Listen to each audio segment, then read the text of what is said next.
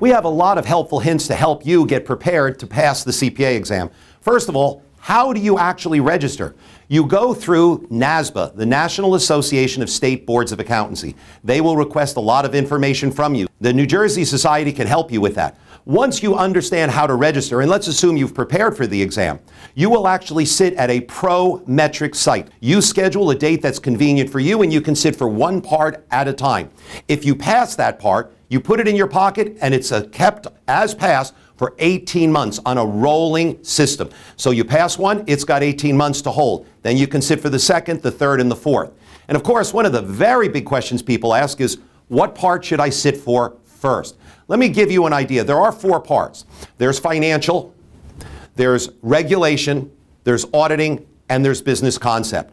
The way we always tell people to sit for them is we say sit for them in that order. Sit for financial first, because that area has the most important information that's going to leak onto other areas.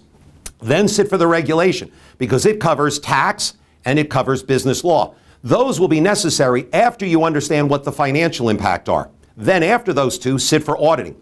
The reason is even though auditing won't test you on a financial technical area, they may ask you to audit that area. And having an understanding of it, having just prepared and passed it, will make it easier for you to respond to that. And last but not least, sit for the BEC, because it's unrelated to all of the other areas. Working multiple choice questions is the single biggest, most important area. Now, in order to work questions effectively, you got to prepare. You got to read the material. So knowing what's on the exam, what we call it is the content specification outline. That's what the AICPA refers to it. So you want to know what they're going to be testing and how they test that material. So in leases, do they test journal entries or do they test footnote disclosures? In consolidations, is it journal entries or is it the entire consolidated financial statement? How much in individual tax versus how much in corporate tax? So understanding the pluses and the minuses is so critical. And then another question is, over what period should I study? We tell people trying to cram it all in, like taking 2 weeks off and studying for 90 hours and then sitting for the exam, is usually not the most effective way. We suggest that you spend 4 to 6 weeks in advance prepping for any one part of the program test. So an example, let's just say that you're going to study for 6 weeks, take one part of the exam. Take 2 weeks off. Just get out of the exam mode completely, reestablish relationships with your family.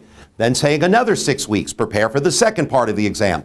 Take it, and then take another 2 weeks off. Do that for part 3 and part 4, and you're done forever. You've got those initials CPA after your name for the rest of your career. Not a bad trade-off for a very short duration of sacrifice and effort. Take that first step. You'll never regret it.